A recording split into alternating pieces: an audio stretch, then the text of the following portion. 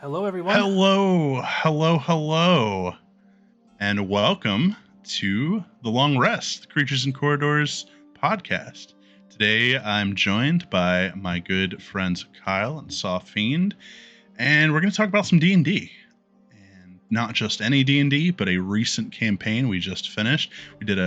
I say campaign, it was a short campaign, 3 sessions long. You can find those up on our YouTube channel, Creatures and Corridors, spelled just the way you think. And make sure to go check that out. If you are watching this after the fact, if you're with us live, drop us a comment and ask us some questions. You know, we're here to talk D&D, and would love to hear from you guys. So let's say hi, Kyle and Softfiend. Hello, everyone. My name is Kyle. You've seen me around on all the other podcasts, or maybe you haven't seen me around on all the other podcasts. Either way, I'm usually the co-host here with Russ, our DM. On this mini adventure in Theros, I played Bjork, a Minotaur paladin, who was on his own path of redemption, I suppose. Hey, I am Softfiend. You may refer to me as Soft. I played Hestia, the sweet little life cleric. And I'm just a guest. I'm not here that often, but I'm happy to join. Softfiend is a kind of a guest for this mini adventure, and we love having her play with us, and glad she was able to join. Russ, you're completely silent. Muted. Sorry about that. I was just posting some links. Oh, yeah. So I guess let's just jump right in. What'd you guys think? Did you have fun? Oh, it was so fun. I loved it. I loved all of our characters. I felt like, because we never play lawful good characters, and just like at the end with all the gold, I'm like, nobody took any gold. Who are we? I was thoroughly impressed that no one tried to stuff their pockets. What's it called? I almost took a single gold piece just in case I needed it for passage out. Because we needed it for passage in, so I was like, well, if we need it for passage out, you might need 1 gold piece. But then I forgot about it and don't think it really mattered. but that was it, just from a practical purposes. But stealing it didn't make any sense. Didn't feel right. I don't know, anything. We were so good. We were the good guys. We're too good. You really were. It wasn't questionable with how other games will go. It's like we're the good guys. Murder for the sake of good. What's it called? Yeah, we really didn't have that issue at all that I recall. Everyone was just kind of, dealt with whatever hand they were dealt with and didn't really murder hobo. Not that we normally murder. We really don't murder hobo as much as we say we do. We're pretty diplomatic if we can be. I typically make any opposition pretty clear if it's supposed to be an ally or someone that's against you. I definitely, especially with Star Wars stuff, everything's very black and white in the Star Wars world. Moral grayness can really be a little tricky to do correctly sometimes. You're like, did we do the right thing? I don't know. But this, I mean, pretty much everything was just the centaur in the arena really felt gray. It's like we didn't really have a reason to be nice to this guy besides that we were good, and then it worked out. Yep. He was. I guess it's one of the things. It's just we all kind of died together, and we saw him down there. So there was this weird bond. Also, he looked like a good fighter, which is a helpful skill to have. Yeah, I didn't intend for him to be inherently evil. I think that all kind of comes down to your perception of just violence in general, because obviously he's a fighter at heart. So if you see any kind of violence as morally wrong, then yeah, I guess he could be considered evil. But he just loved fucking people up. That was just that was his jam. True. It's simple. Sometimes it's just that simple, you know. Yeah. So we've got a question in the chat from our boy Drum Sniper. That was Anthony, who played Kyrikos. He says, not counting your own character, but who was your favorite character? That could be party members or NPCs as well. My favorite is probably the little satyr that came with us at the end. He was a real MVP at the end there. He was very enjoyable. That's true. He's Basil. probably the MVP of that last fight without his third level cure bot, cure wounds. Yeah, I wasn't really sure if any of the NPCs were going to come with you guys to the very end. And I kind of forgot when y'all recruited. I was rewatching it, and I forgot when y'all recruited him. You told him, "Hey, we're gonna try to bust out of this joint." And then we had like the whole like role play in front of like Erebos's throne, and he was just like, "Can I come with you?" Like, yeah. So that was I kind of goofed on that, but what's it called? It's yeah, Anthony's prank. It's fun. Anthony's prank that almost cost us the entire fight. And Anthony's pranking him, leaving him behind, almost cost us the entire final fight. Can you imagine if he was like, "Nah, I'm just gonna take my chances getting judged"? Probably wouldn't have gone well for him at all. No. Don't know what he was there for, but I didn't feel like it was gonna go well. What an interesting fella. We'll see him in. Yeah, we never did find out how he died. We don't know how any of the NPCs died. Well, we know how Thea died. I think that was it. I think the assumption is that Nikos died from betrayal or betraying somebody, but I don't think we know the details. Yeah, him. We have no idea. No, he drowned. Yeah, yes, the Triton drowned. He was kept on land for too long. Would you write deaths for them? No, I don't know. I had a loose idea if it came up. I didn't like have like a written out in-depth backstory, but yeah, because like when you wake up in the underworld, as y'all experienced, you had this level of exhaustion, some kind of mental fog. Some of y'all remembered how you died, some of you didn't, so it was kind of a little ambiguous.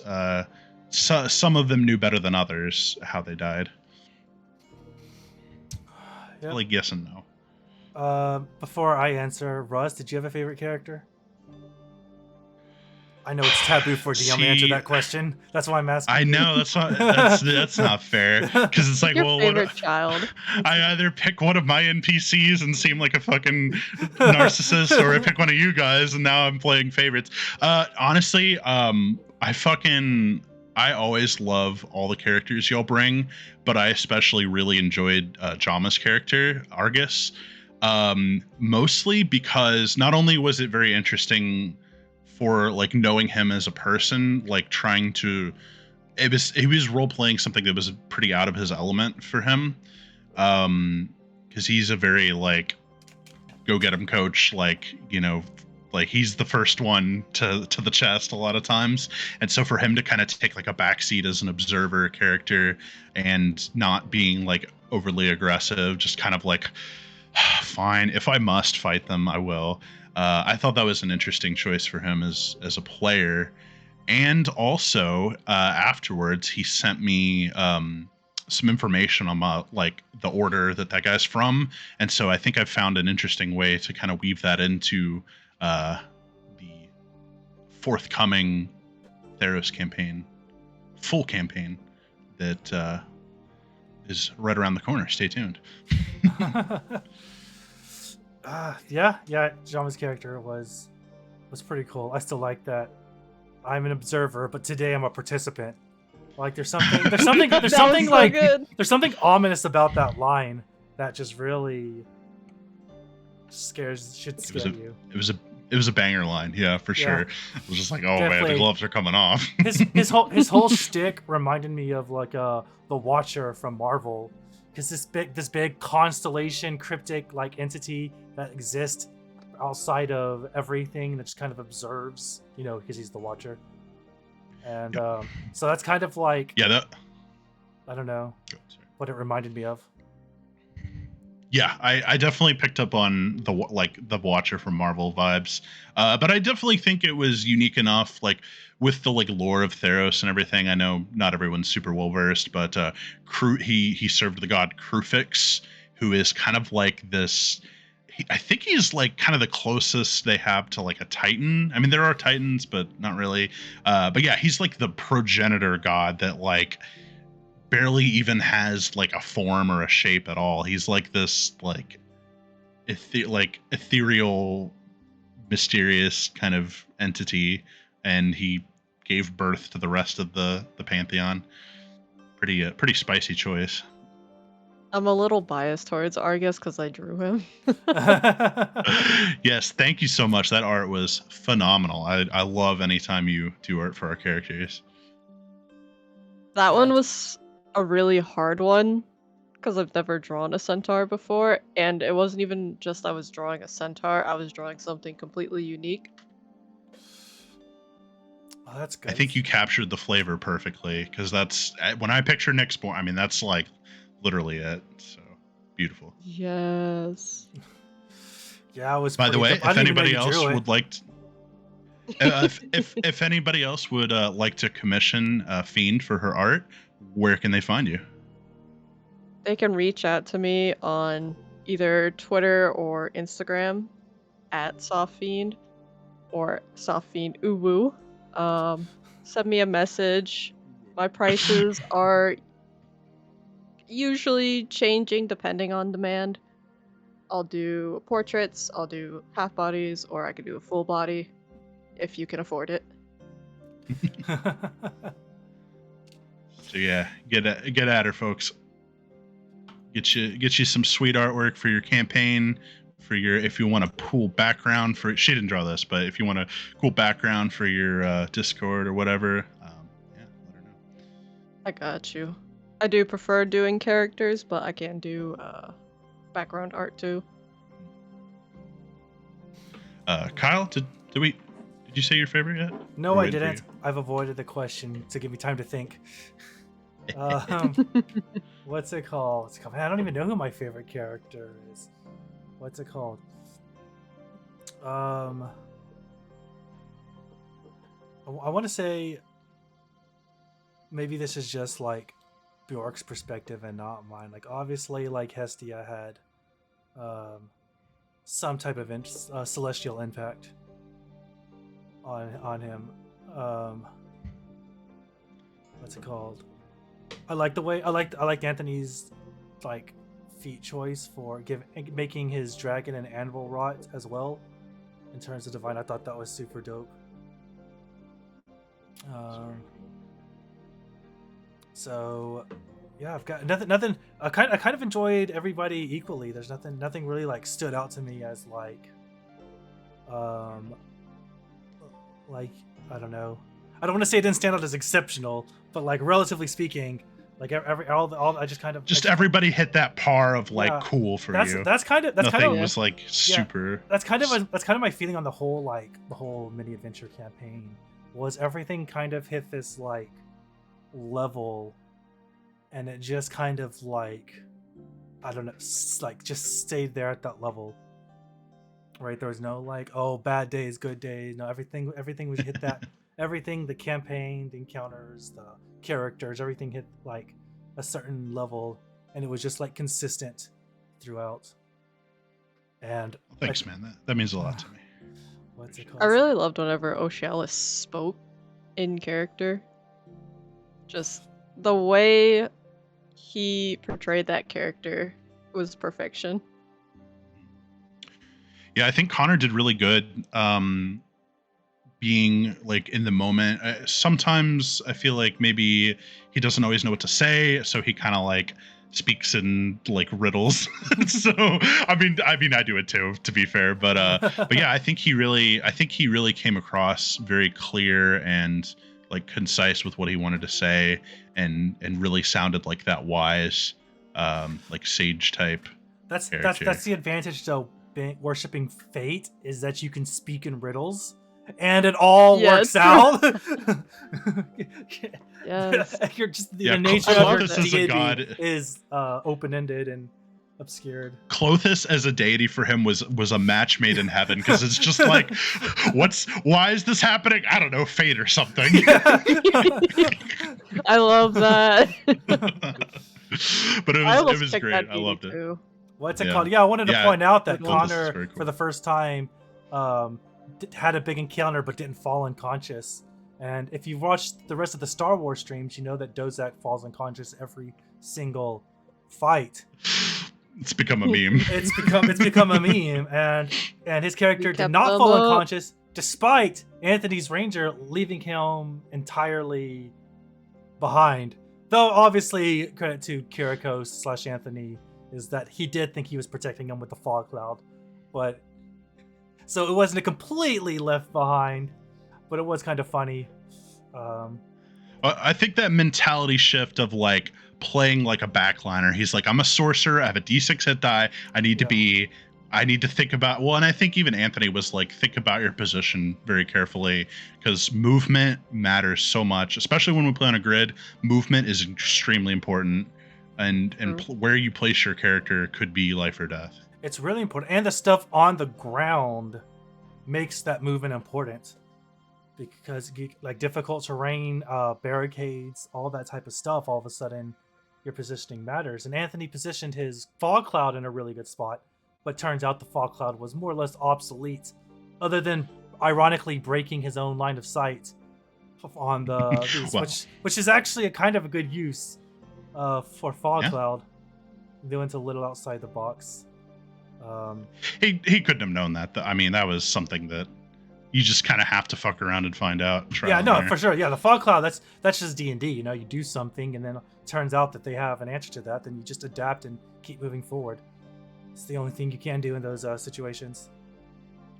But yeah, Connor said he's been playing like support in Overwatch, so I'm thinking maybe that bled over into D&D all of a sudden. He's like, wait a second, I can't run to the forward as Moira in Overwatch. I gotta kind of position and get away, position, get away, and that kind of, hopefully that'll help him Dozak too. That mentality, because tanking is hard in D&D or in Overwatch. It is not a skill for sure. that is definitely true. Tanking is especially hard in D&D because there's nothing to teach you how to tank in D&D, and there's no mechanics that really complement it other than the Sentinel feats.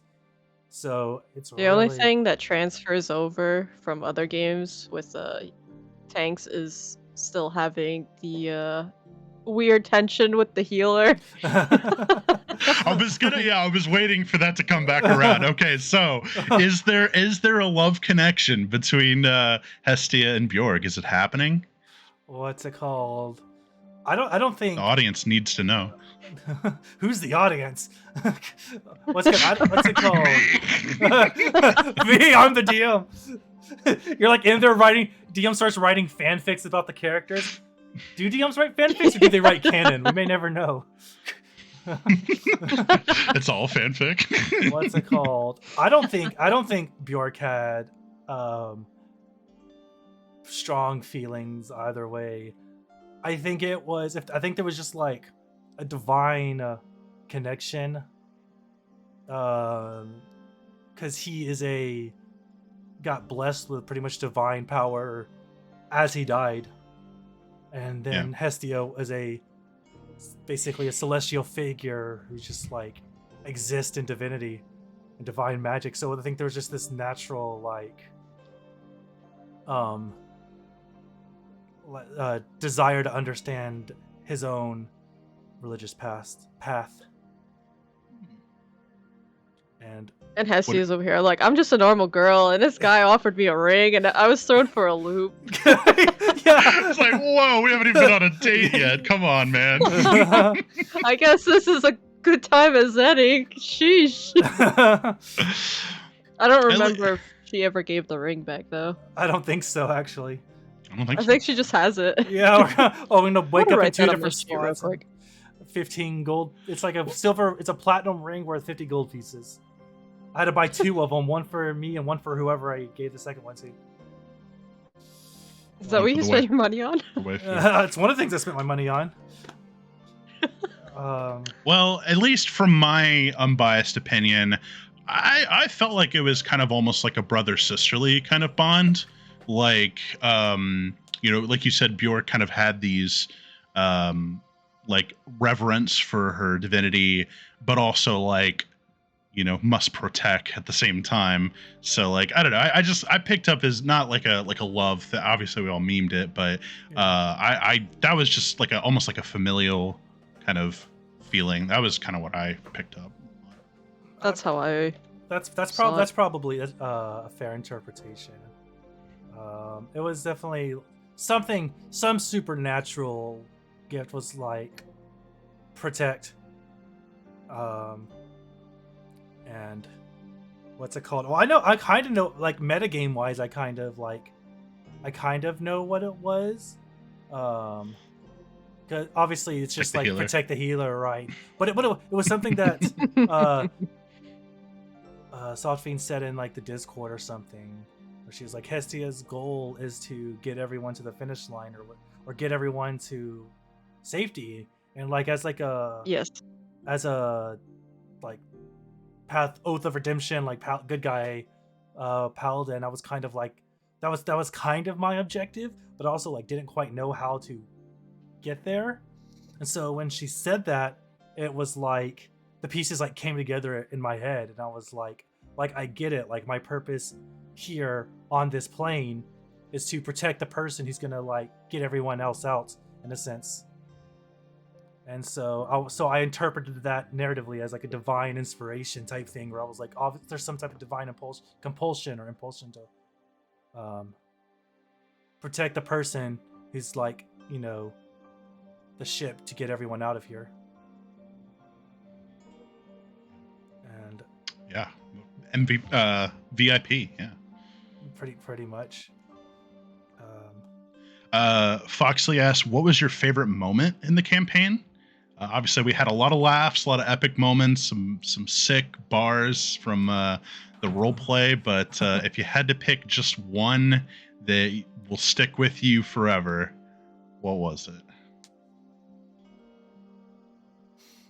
Oh, I'm trying to think, because I opened up the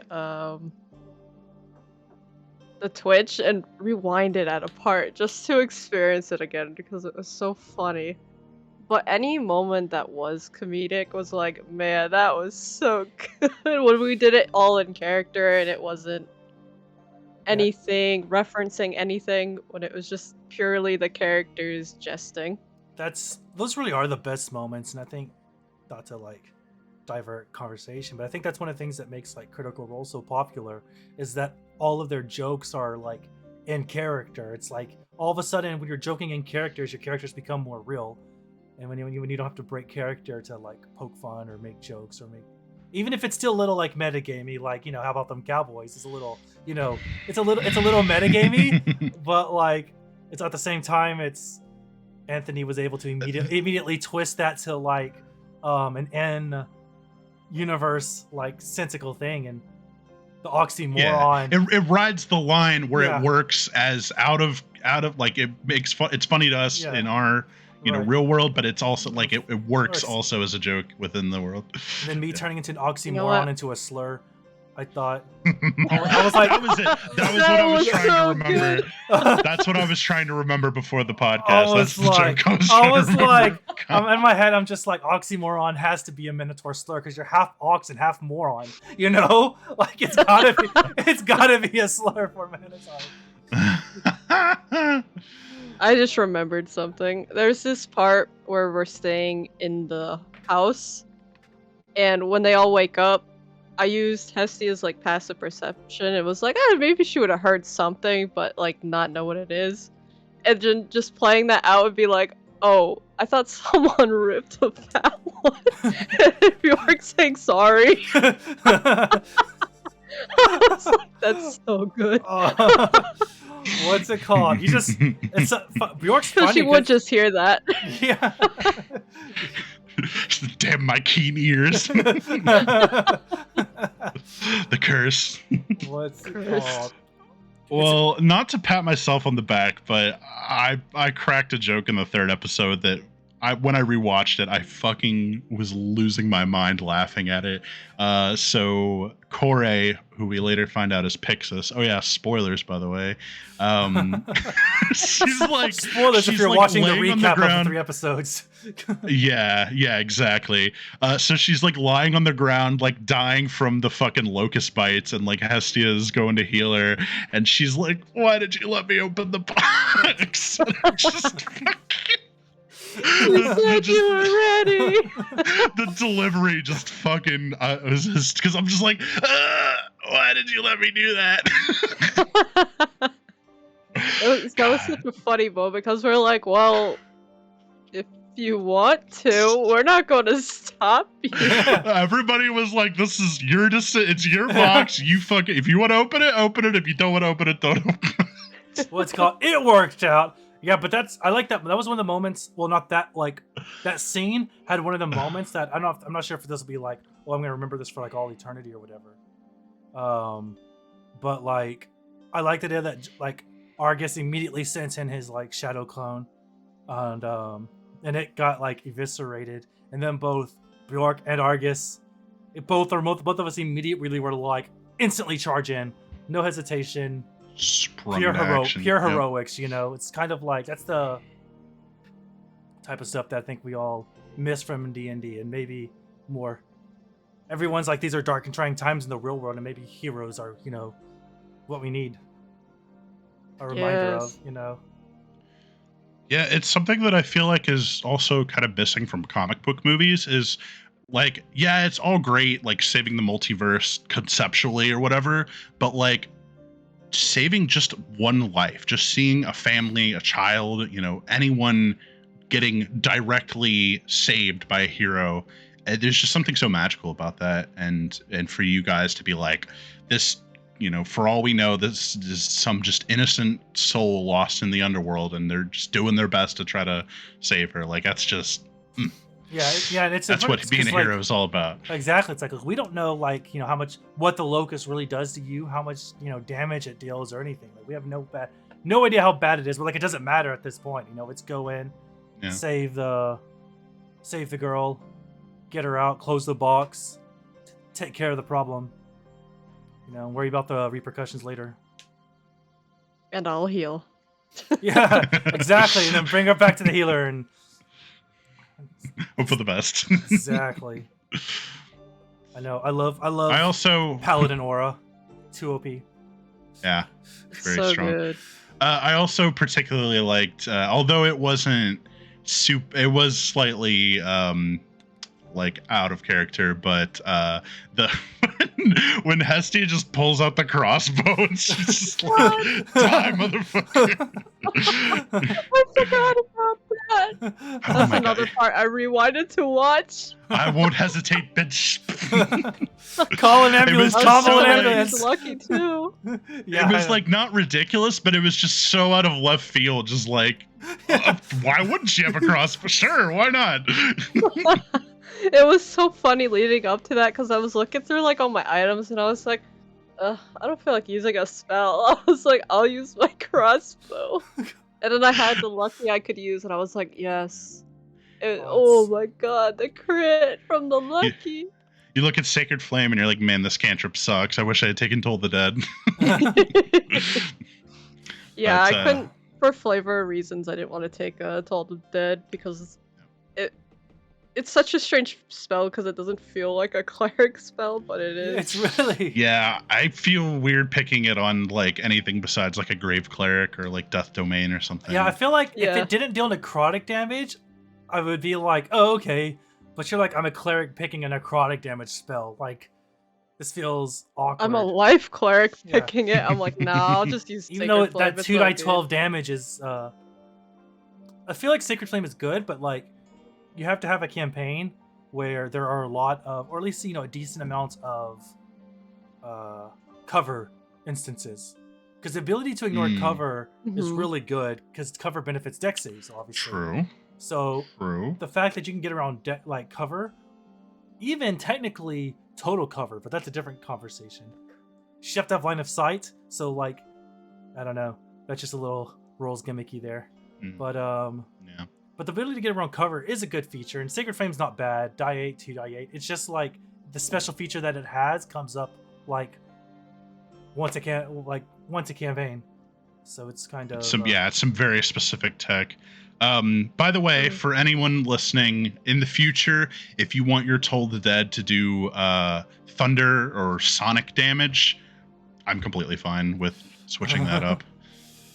Because it makes sense, like, because Star Wars has sonic damage, because like sound, like, especially like, you know, when you're like fighting Venom or like, you know, like characters that are like weak to sound, like it is important as part of the like dynamic. But yeah, anyways, doesn't come up nearly enough.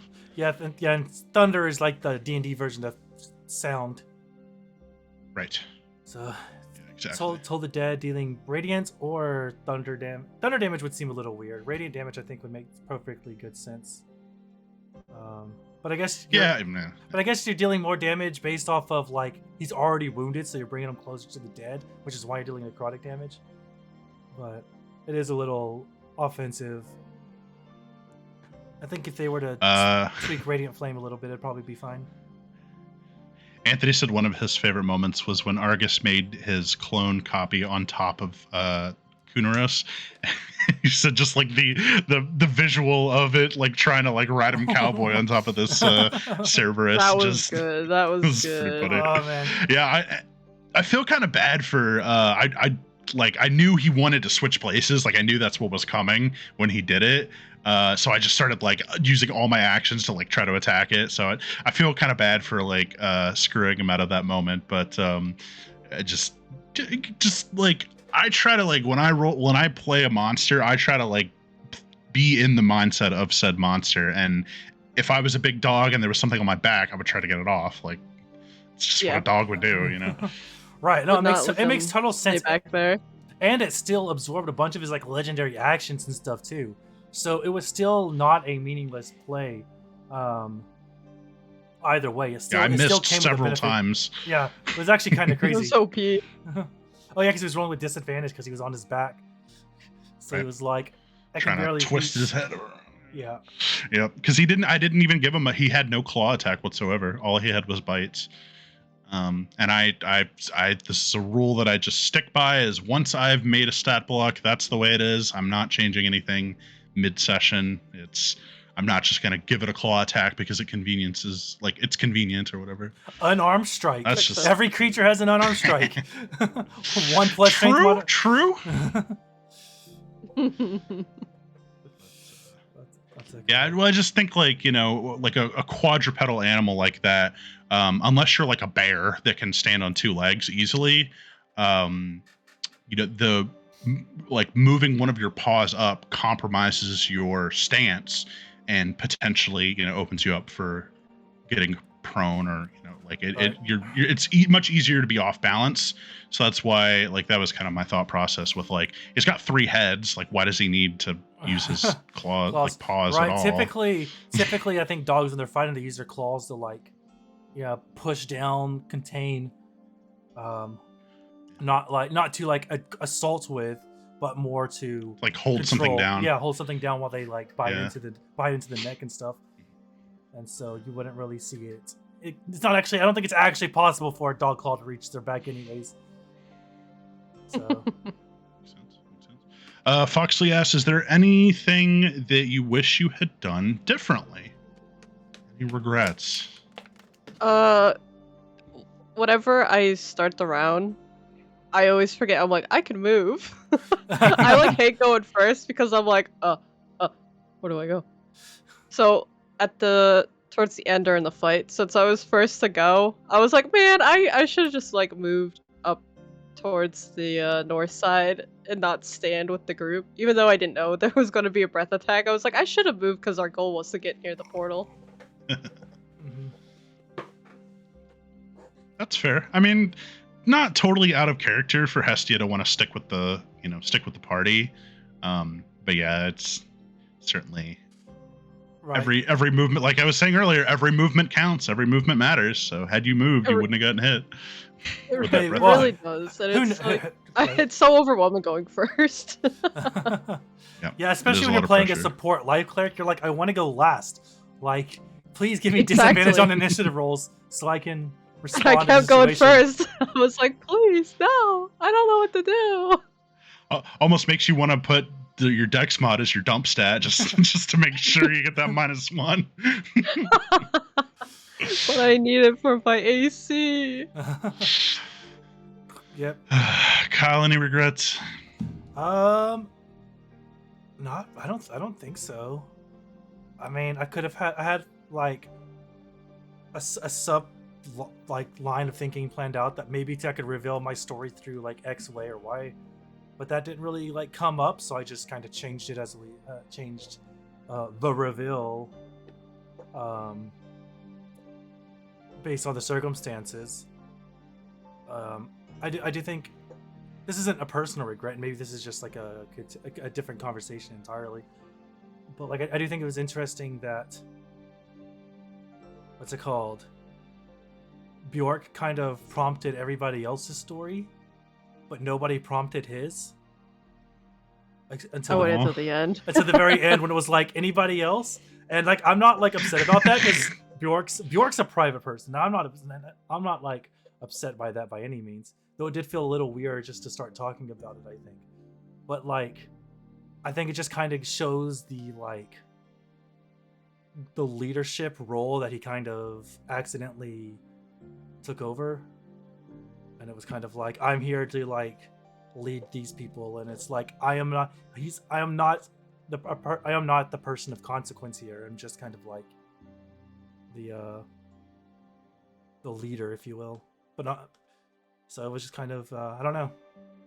It was just The, just something. so you could say maybe you'd wish you had had a chance to like seed in some more like just like more of like instead of just dumping it all at the end, just kind of like maybe revealing it a bit more gradually what your deal was. Yeah, but it's hard for me to say that that's like a personal like choice because it's kind of not up to me entirely. I mean, I did reveal a little bit when I was talking to Nikos.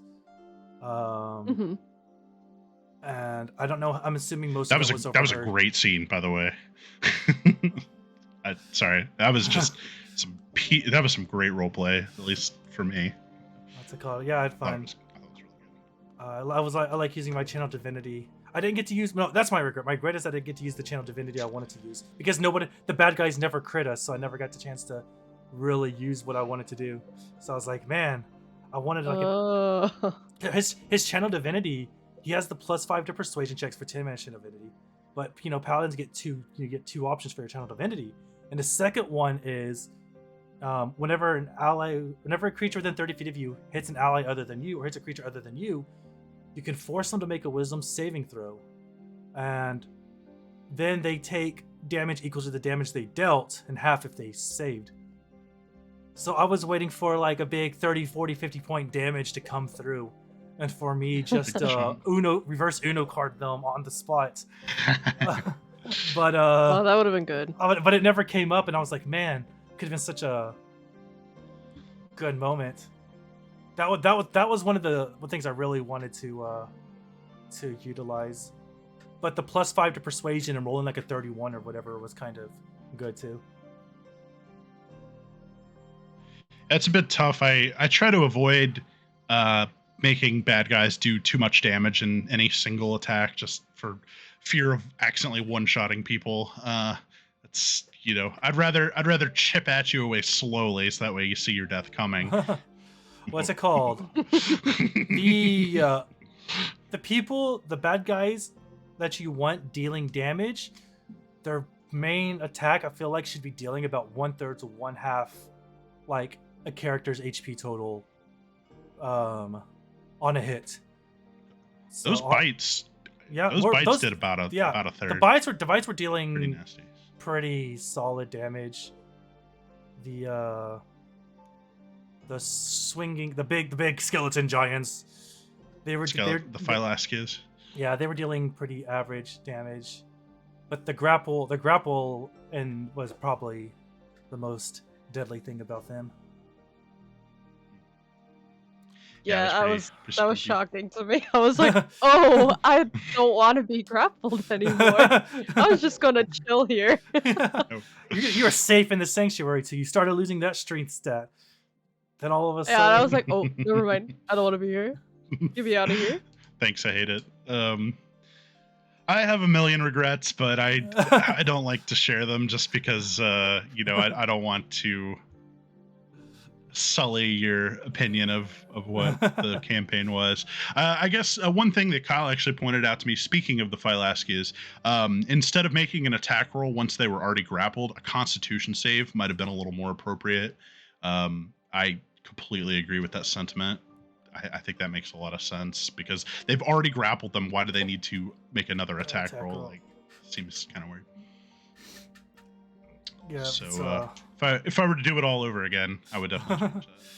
What's it Yeah, called? and I will say, like, at the end when I was asking everyone if everyone shared their story, I was like, I think Bjork's the only one that didn't, but I also wanted to ask broadly just in case I misremembered. I was like, I feel like I should have just asked Bjork. No, I think that was cool because it gave everyone just kind of that open, like, okay, does anyone that's like before y'all went into the throne, I was like, does anyone want to say anything before we go in? Like, what's called just like point blank. Like, to me, it felt like we're ending the series here, so now's your chance to squeeze out any backstory times things you wanted. Mm-hmm.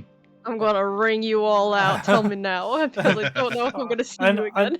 I almost didn't say anything, but then I was like, well, I'm the one who commented about that originally, so I probably should, anyways.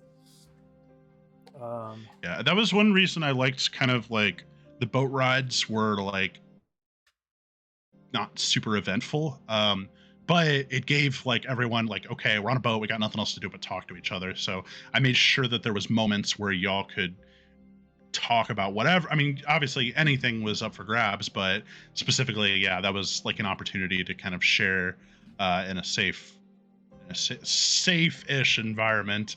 And Ocealis did take that opportunity in the last little boat ride there before we met up with the demon. So he got to share some of his backstory. Yeah, that's kind of. So yeah, I guess that's one of the reasons I'm pretty sure Bjork's the one who asked them about it. I can't remember what I asked about though specifically. I think so. It might have just been how he died or whatever as well. Yeah, I believe you just said like I don't think we've heard how you died yet. could have been. I was like, point. what's wrong? Yeah. We have a boat ride. Yeah, I really liked despite the fact that Kyriakos wasn't a bard, he had a little instrument.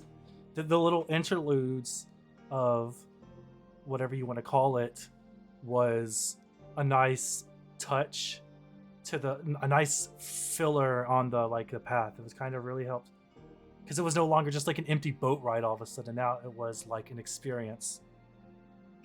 Yeah, it felt good for pacing to have like a take a beat to just kind of take a breath. Yeah, and that's what I think. Short rest, literally. Good. Yeah, I know, literally. Yeah, that's what I think. I can't remember who said this. I want to say it was Matt Mercer, but that could be just because I follow Critical Role content. But he was like, travel time is great for those like small recap moments. Those times to really kind of settle in, get it like refresh, calm down, kind of narrate people's feelings as they move on to the next chapter, close one chapter. And travel time is a great opportunity to do that. And I think the musical interludes kind of created that atmosphere of not somnolence, but like of just somberness. Yeah, it didn't make it feel quite as hollow or bittersweetness or bittersweet or whatever. Yeah. So I think that that really helped do that, and it was a really nice touch, especially considering like he had no reason to buy an instrument, but he still did. It's a nice character choice as well, just to kind of be cool. It's kind of like my capability. I'm glad somebody had gold. Yeah, having gold. Yeah, not having gold would have been bad. I don't know. I did have a contingency plan if you guys everyone had spent every last dime of gold. I did have a plan for that, but I'm happy it worked out the way it did because I thought that was really cool that he. I thought that was especially a great moment for him all the way back in the very first one, but basically buying everyone's passage into the afterlife, not just the party, but the NPCs too. So really paid dividends throughout the rest of the campaign. Mm-hmm. We may never find out what happened to Thea and Nikos, but We shall see. We shall see. So speaking of the shortness of the format, how'd you guys feel about doing a not quite a full year-long campaign, but not quite a one-shot, a little 3-session mini campaign? Did you feel like it was enough time? Was it too short? Was it maybe should have been 2 sessions? What do you think? Definitely not 2 sessions. I do love that we got to play 3. I would never advocate for shorter sessions. More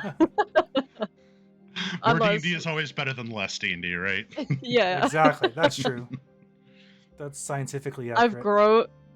I have grown attached to everyone's characters, so if we were to keep like doing short sessions or short campaigns like this, I'd probably be grieving a lot and be like, I miss them so much. See, now in the next Theros arc, you can grieve them on screen. There we go.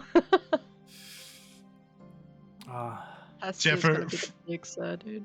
For any real quick before you answer, Kyle. For everyone who doesn't know, right now, due to some scheduling conflicts, Sammy has had to take a break. He has been the one playing Caro, our Mandalorian, on the Star Wars campaign, and I know everyone really loves that Star Wars campaign, but we're just taking a little bit of time off from that because we really want him to join us. Like, we love having that full party, and it gives us an opportunity for people like Fiend who want to hop in and join us for some maybe shorter adventures. So the plan right now is actually to continue the campaign that we were playing previous to Star Wars. Was set also in the Theros universe. However, it was in the land of the living, not the land of the dead. Kyle and Jama especially love their characters that they played in that campaign, as well as one of our friends, Jesse, who also played in that. He really liked his mage. So anyways, to make a long story short, we are planning on playing that and streaming it. So it's gonna have to do a little recapping, especially if you haven't seen this little mini adventure, but we are going to kind of cross the streams. So some people will switch characters, some people will retain these characters that they've been playing through this mini series. So stay tuned for that. Coming soon. Not sure exactly when we're starting that, but in the next week or two, I think. See, next week is a Super Bowl, so we won't be doing anything because that would be pointless. The week after that, we will probably be having our group session 0, and which is February 19th, and then the week after that, which should be I think February 26th, should be, unless something comes up, our first week of Theros. That gives Russ here plenty of time to reread everything over times and reincorporate everything and all that good stuff. I've got a plan. I've already mapped out the first session and how to approach everything, and I think it's actually going to be pretty cool. I thought about like what to do, like just mild peek at the behind the curtain here, but what to do with the characters who won't be joining us. I'm going to have like a short kind of scene with each of them to see where they're at. So I think that'll be kind of fun. Oh, that's exciting. Yeah, it'll be cool. So you'll see, like, we'll have the main like party as they're coming together, but then like the characters who are actually not joining that party, like it'll be spicy. So stay tuned for that. Okay, so anyway, sorry, back to the original question. Kyle, what'd you think? Too short? Not long enough? More D&D? More D&D is always good D&D, right? I enjoyed the 3 session. I could. I have no complaints. I'm always down to play D&D. A short series is kind of a nice, I don't know, change of pace. But If we weren't continuing into this other Theros campaign, if this was the end and we went right back to Star Wars, would you be satisfied with like the the overall like length and feel of like a 3 session? If we did something similar to this in the future? I mean, of course, I'm gonna say a yes. I kind of want to say that. I kind of want to say I want to kind of want to bring up a. I don't know if we should do a 4 session or not. I don't know if that's just because 4 is an even number, and that's the only reason it sticks out in my head. But but I don't think that's a big deal at all. That could just be me saying let's just play more D&D. But what's it called? Yeah, I think 4 session mini adventures. I like it because they're contained, they're quick. It also kind of forces a time limit so people don't meander around doing nonsense, which I think is important. And if maybe if you had 4 sessions, people would do that more than they probably should. Or maybe it just depends on the adventure that you would design or base it around. Maybe you go into this, you have an idea, and you're like, here, let's create this adventure, and you're like, this is a 4-part adventure, so we're doing this in 4 sessions. It's just that's just what it is that time, and maybe another one's like, oh, this is another 3-session arc or whatever. I think all of those are probably fine. I think I very could have easily turned this into a 5-session and spent an entire session in each layer, section, whatever of hell. But I was worried that like you wouldn't find might not find one of them interesting enough. I don't know, because I was maybe a little bit self-conscious about combat so I was is like, your best friend. Yeah, fair enough. Yeah, and I think like I don't know, like with the second island, the halls of tedium and all the scrolls and stuff. Like I don't know, like yeah, we spent more time. I felt like for me, I felt like we got about everything out of it that we were going to get out of it. So I don't know. I thought some sections were much more interesting than others, I guess, for me, and maybe that showed in how I presented them. But I don't know. Yeah, I certainly could have stretched it out. I think we did rush through some stuff that we maybe could have spent a little more time on. Yeah, that's 4 sessions. that's probably true, but I don't think it was like noticeable, if you will. Yeah, I agree with that. For sure. What's it called? The only thing that was really missing from the 3-shot was Elysia or Elysium or whatever. Elysia. Right. But that's kind of well. I part of the premise was like, do you guys want to come back to life or do you want to seek the afterlife? And I'm happy that everyone kind of was on the same page, but there was a part of me that was like, what if like one player is just like, no, if I have a shot at heaven, I'm going to take it. And I was curious to see if someone was like brave enough to be like, yeah, I'm going to set out the final boss because I want to go to heaven. Fuck you guys. It would have been a bold move, but I don't know. Well, like with like Ocialis, like his character was all about like fate and divine, so it's interesting that fate can be kind of interpreted to, it can either work for you or against you. It's kind of interesting. Exactly, because from a fate argument, he could have made either argument. He could have been like, no, it's my duty to seek out judgment, or he could have been like, I'm here for a purpose for whatever this group is, and I will see that purpose out, because that's also fate. So it's yeah, that would certainly have been interesting, but we're D&D players. We'll never choose death willingly. Yeah, and I was kind of thinking about with Kara Mitra, hers is about like balance of nature, life, and stuff like that. And I was like, would it be appropriate for Hestia to want to be back alive because she felt like how she died was so unfair? What's it called? Yeah, it'd be interesting to follow like that line, because both Hestia and Thea, they both died in super similar ways. And which kind of underlines this whole like subplot that's happening on the surface of like, religious temples kind of being assaulted, and we don't have any really context for that, but perhaps it's definitely something that may be answered in the future. Yeah, So. I just make more work for you. I just make up stuff and we're like, here you go. Love it. Love it. I don't know what you can do with this, but she got shot in a mysterious area that Give just me killed her all the instantly. player hooks. I Yep. That's why you should come with 10 NPCs per character that you create. Yeah. Speaking of, we've mentioned Critical Role a few times, but I was listening to one of their campaign 1 wrap up because although I haven't finished it. I've been watching Legend of Vox Machina, so I like kind of know like what's going on. So I just wanted to hear at least like the beginning of like them talking about that moment.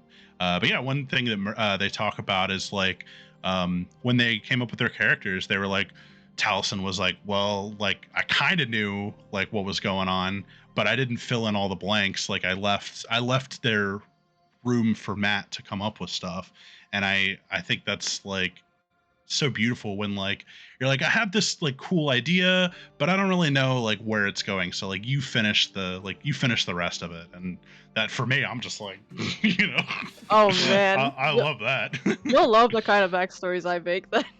Yeah. I'm already thinking about. I'm like, all right, so who killed Hestia? Like, What's it called? Yeah, that's what I who like. killed Hannibal? Yeah, what's it called? Because one thing I like about backstories is that when they get subverted, it's like because no backstory is like truly canon until it like comes up in the campaign or on the table. Right. And what's important about that is like the backstory that you think you have may not be accurate, and so it's I The think dice tell a story. yeah. So like or like even just cases like, oh, you think you're like, you know, your parents were killed by X or Y, but realistically it was you know, Q and R, like pretending to be X and Y. you thought they died in a house fire, but actually it was just a stray fireball from an adventuring party. Yeah. Those motherfuckers. What's it called? Your quest of vengeance has been against all the wrong people. But yeah, I think that's really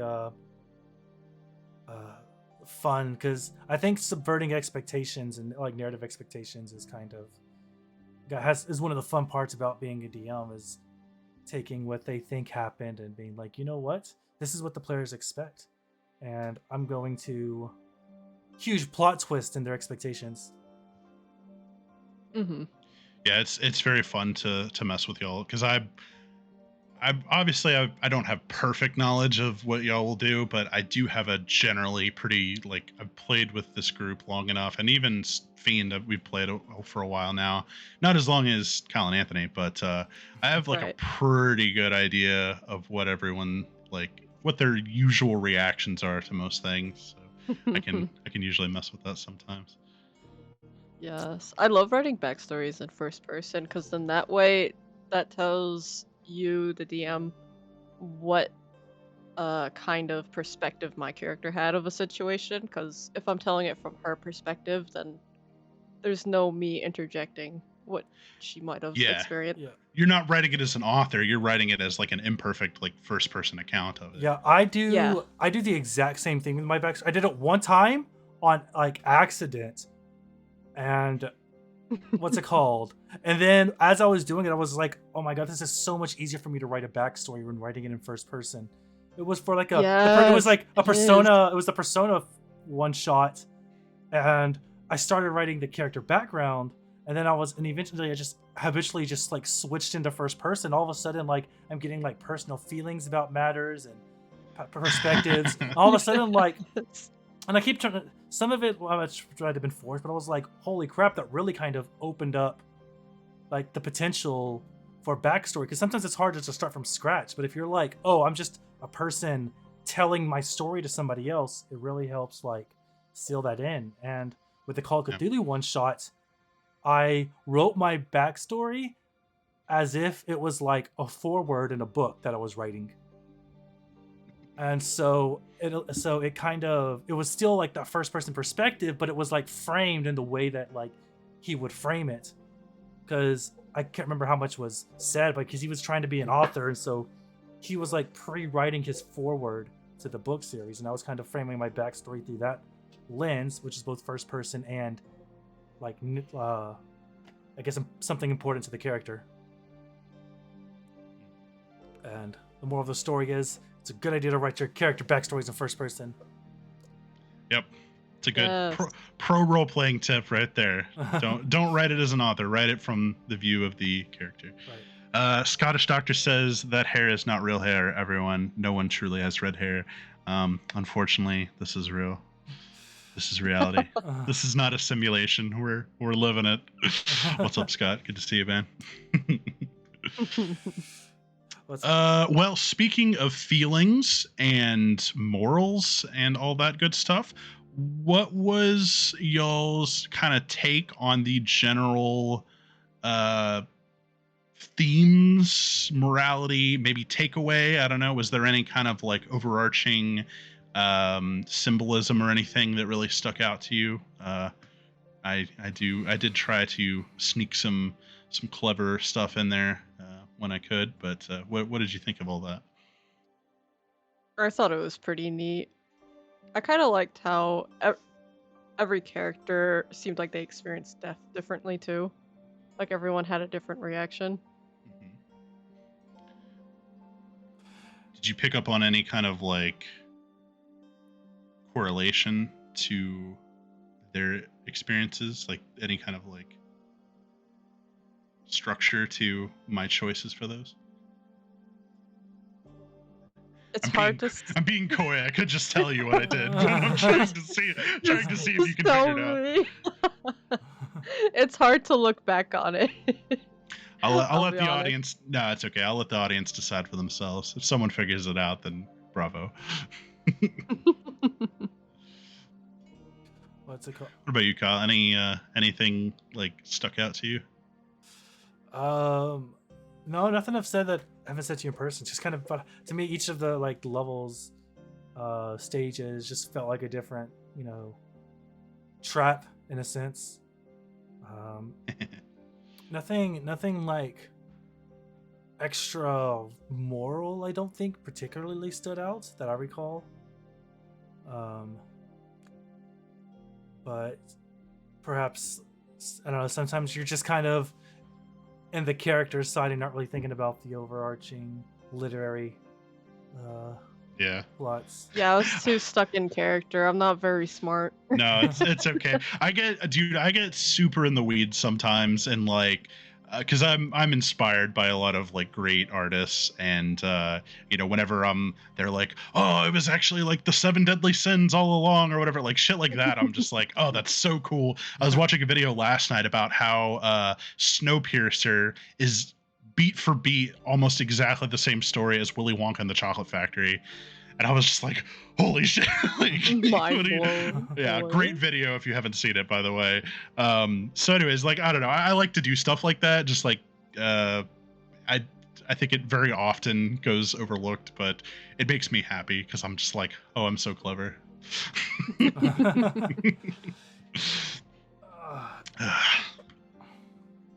Well, I didn't sense any seven deadly sins questions here. I had. What's up? I said I didn't sense any 7 deadly sins. It was I was just using it as an example, but no, it wasn't that. Yeah, I was watching out for that. I was like, maybe you can pull it from these encounters with greed and wrath, and I felt like it was stretching it when I was thinking about it. I was like, I don't think they're supposed to be here. Well, I'll tell you, it was 5 of something. 5 is the magic number for this campaign. So if you can figure out what the 5 things were, maybe that's something to chew on. 5 colors of magic. That was technically yes, but that wasn't something that I came up with, because in the Theros book, each section of hell or the underworld is represented by a color. Yes, but no, there was something else. 5 of something else. But so for anyone who is for whatever reason watching this before watching the campaign, or if you've already seen the campaign, go back and watch it and see if you can figure it out. Let us know in the comments if you can discover what my big brain thing was. I'm like over here, I'm like, the 5 senses? Trying to think of anything to do with the number 5. Well, maybe you'll figure it out. And maybe you won't. But either way, Point is, you had fun. I'll think about Yes. late in the night and it'll be 5 a.m. and I'll be like, oh, it was this.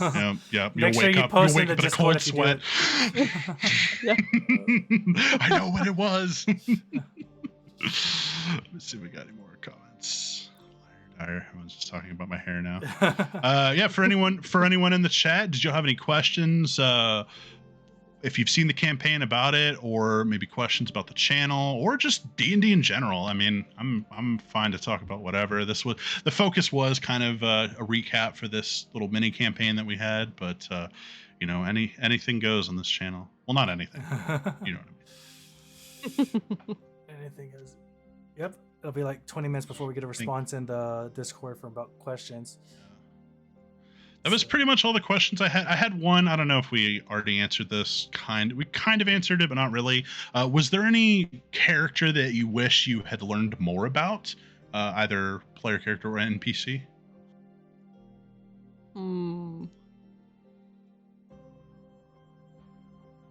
Probably Argus. Argus felt the most mysterious to me, but I think that's just because he was such a backseater.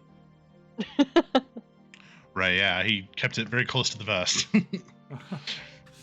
What's it called? I'm probably going to say Ocialis. I feel like a lot of the the backstory talk, I feel like it was always, maybe I'm just like misremembering, but I feel like it was never like clearly defined kind of his whole thing. And I feel like, I don't know, I feel like there's more to like discover that happened beforehand, because there was like water, and then there was like the tides of fate, and obviously he came up on a different path than other Leonin, so obviously there's more to his story than we heard. But yeah, he's definitely still got some story to tell, and hopefully that story will get told in our forthcoming Theros continuation campaign. It's hard for me to answer this because obviously, like, I know everyone's backstories, and I also know the backstories of the NPCs. But I do wish that I had more of a chance to. I wish maybe I had revealed a little bit more about the like you were saying, the NPCs, like how they died. Thea and Nikos and all them. But that's potentially something we could find out more about in the future. Maybe. We shall see. It is what it's. It'll be on their gravestones.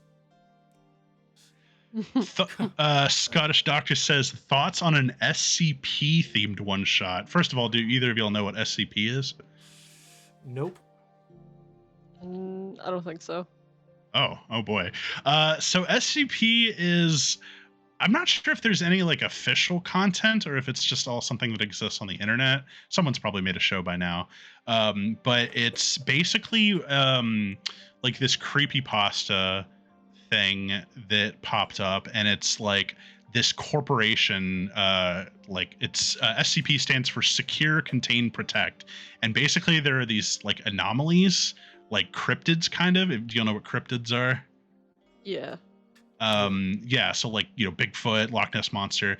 So there are these things, like, and they have all like a number designation, and they're like very, very strange anomalies of like, it can be people or monsters.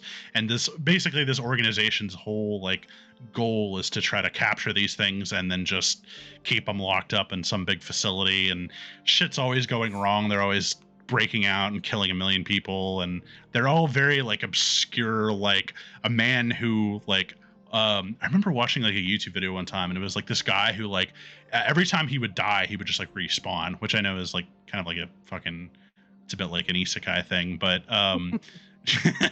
but no, like he would die horribly and he would have full recollection of it, but yeah, he would just like die horribly and like respawn and like back in his cell or whatever. It was He says there's SCP books that's all free use. Yeah, I don't know. I mean, I'd certainly be into it. Sounds like it'd be kind of in the vein of, I'd probably run it like maybe under the Call of Cthulhu rules, or maybe even Fate rules potentially.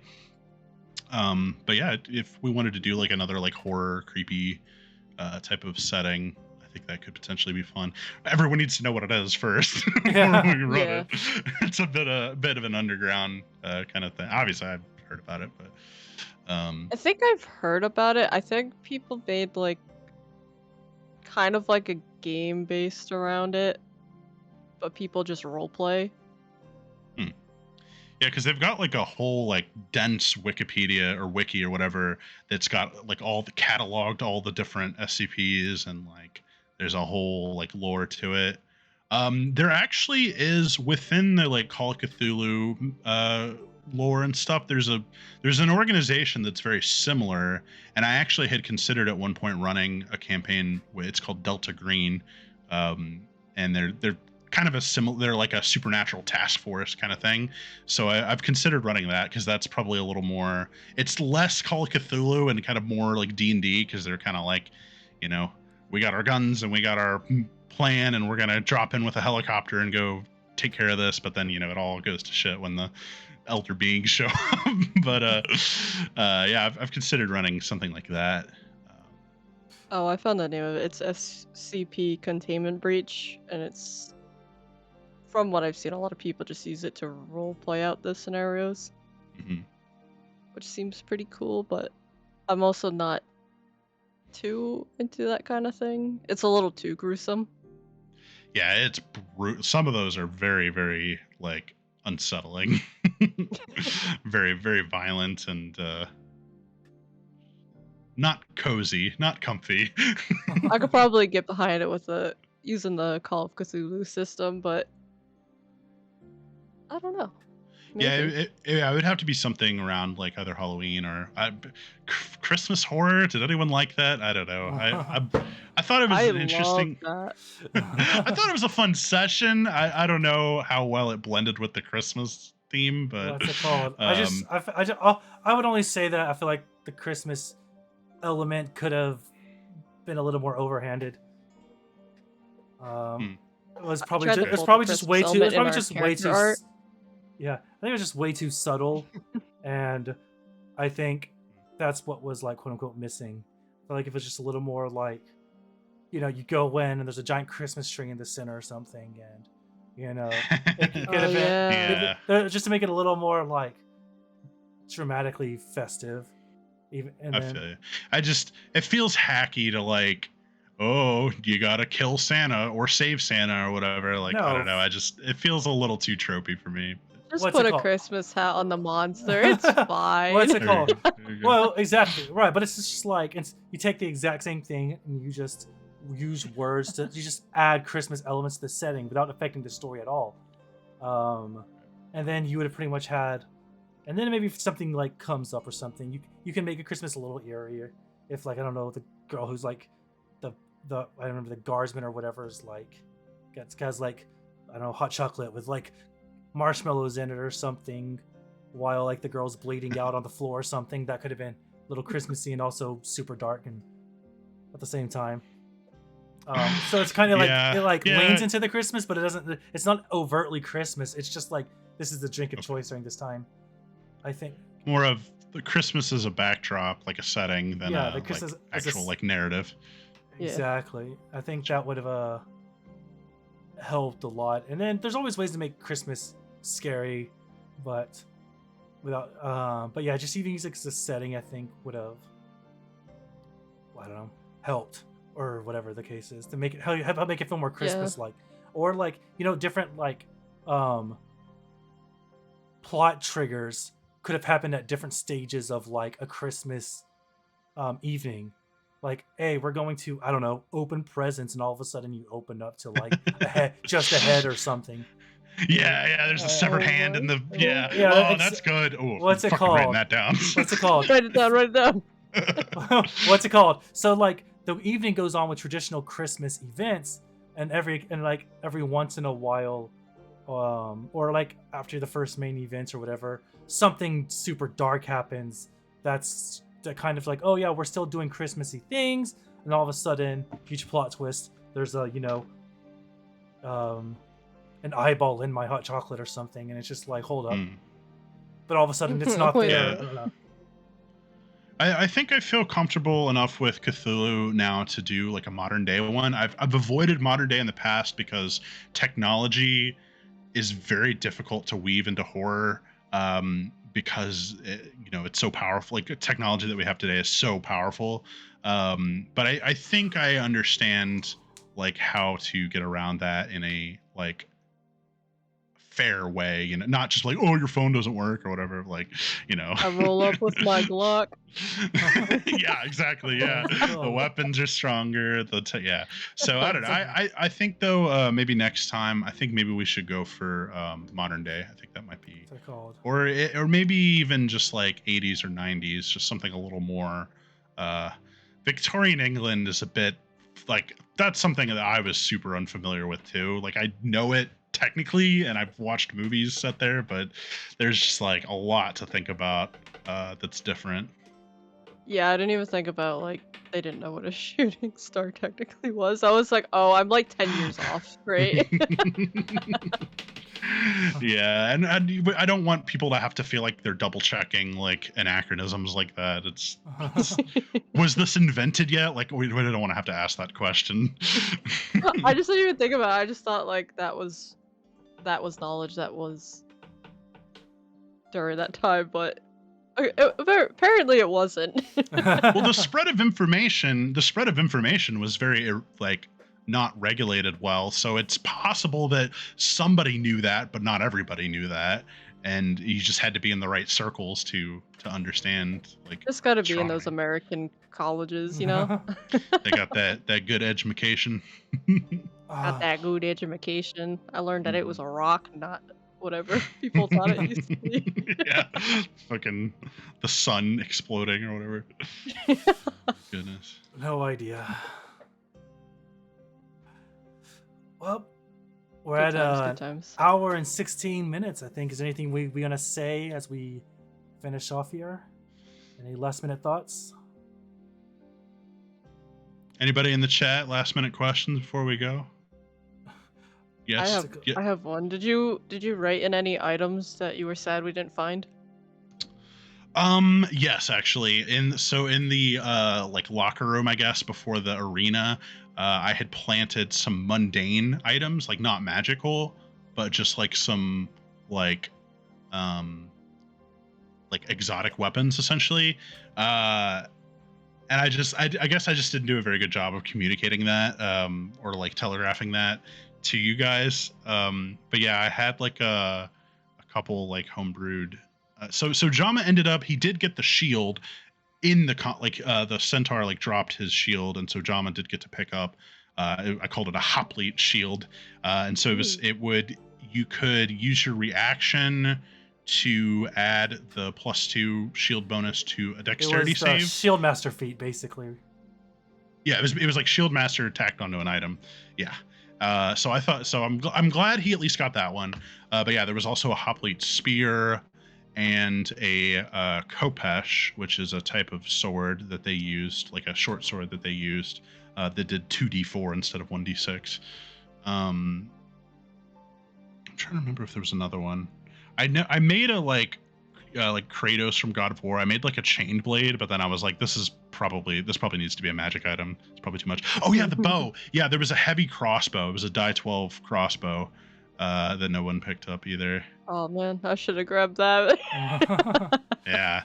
Well, yeah, and Kirikos was using a bow, and Argus I think pulled out a bow a couple times. So I was like, somebody like, but again, I flubbed telegraphing that. Everybody already had the items they thought they wanted, so it's like, why pick up mundane items unless there's something noticeable about it? If it's not magical, then there's nothing to indicate that it's worth picking up. Right. Yeah, so I think that's where I could have maybe done a better job with. I mean, like, these weapons look like although they're not magical, they look like they've been forged by, these dwarves or whatever, and they look different than human weapons.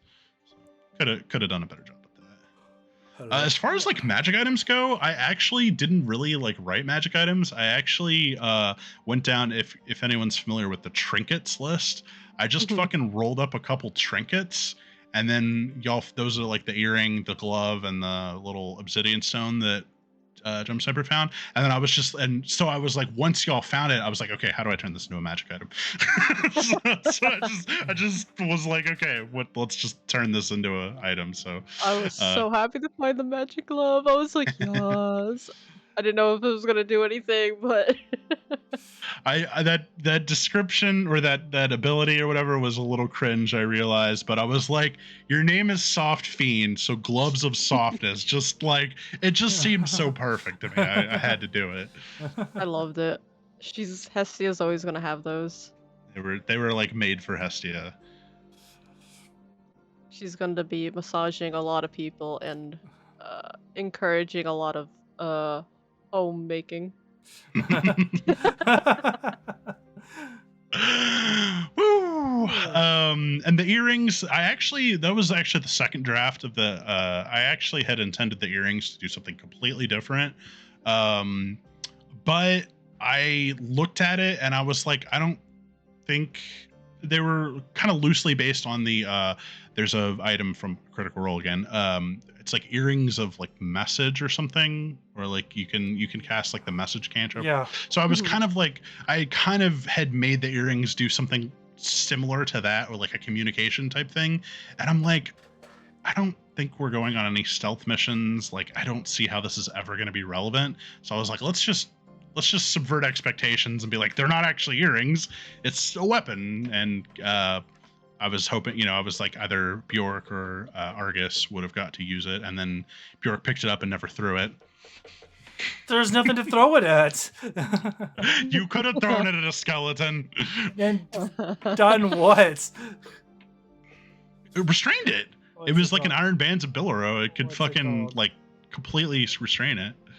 Yeah, it was already there at the time. What's it called? That's okay.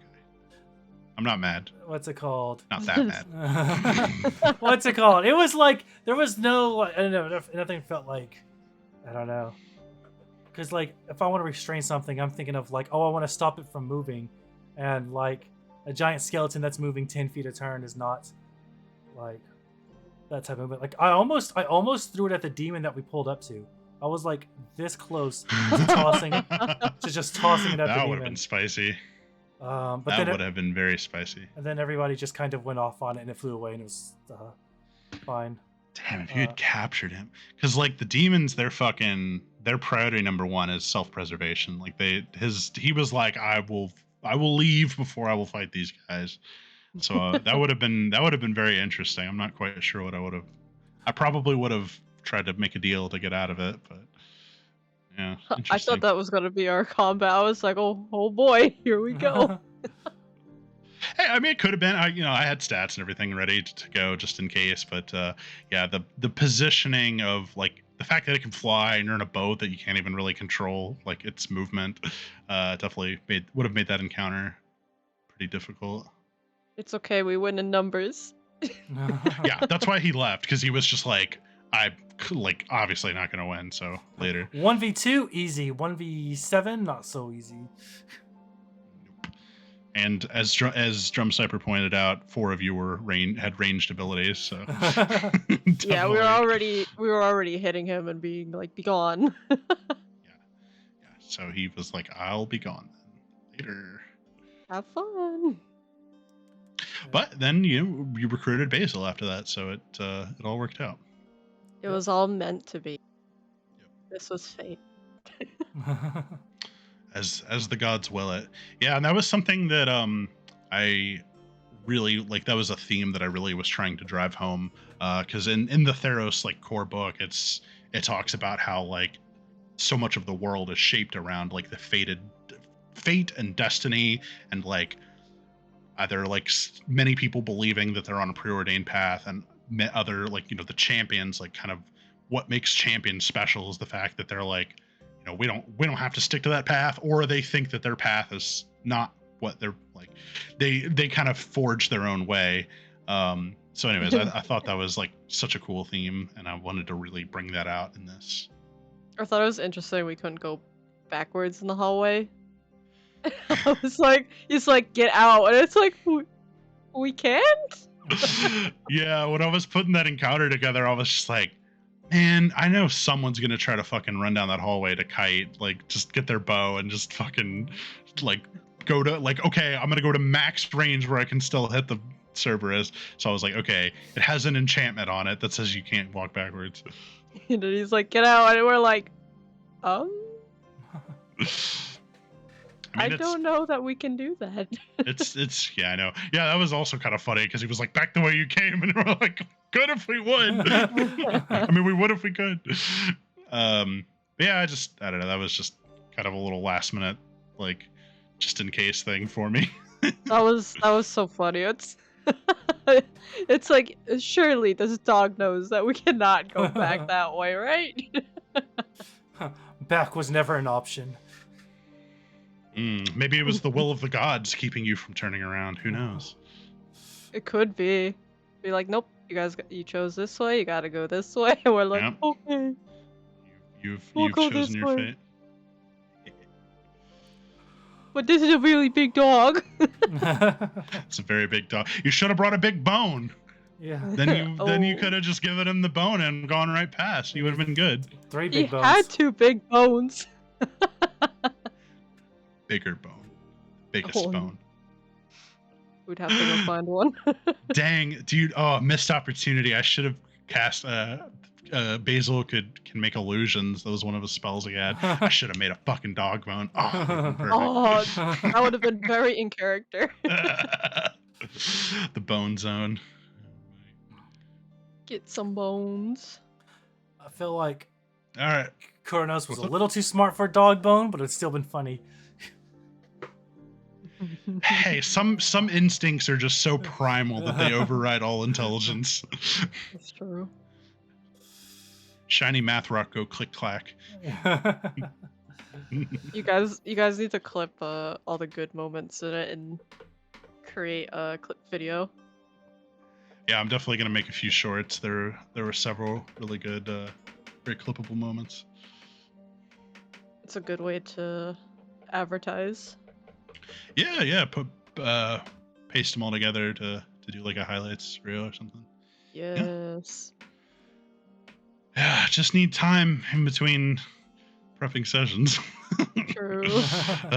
If only I could do this full time. But you know what? If you want me to do this full time, the best thing you can do is like and subscribe. Make sure to follow us on Twitch. Go watch the full series up on our YouTube channel and leave us a comment. Let us know what your favorite moment was, or anything that you noticed. If you figure out what my little secret symbolism was there, make sure to post that in one of the, preferably the third video, but any of them's fine. And yeah, any closing thoughts? Any other? Not that I can think of. Had fun. Look forward to playing Theros, the real campaign, the full campaign, and island hopping, no holds barred, heroic resting, everyone's OP shenanigans. Greek fantasy, save the world or die trying, chosen by the gods. Exactly. Look forward to playing that in a couple weeks now. Hope to see everyone who is watching this video there. Soft, anything on the way out?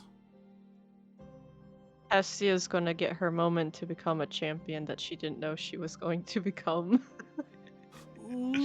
Yep, you're in the big leagues now. You're back to Yeah. life, and you gotta make it an count. acolyte. The days of being an Not acolyte today. are over. You're gonna come back to life a new person. Oh boy. Sheesh. All right. Well, we'll be there. The question is, will you be? Until next time, folks. We'll see ya. See you later. See you.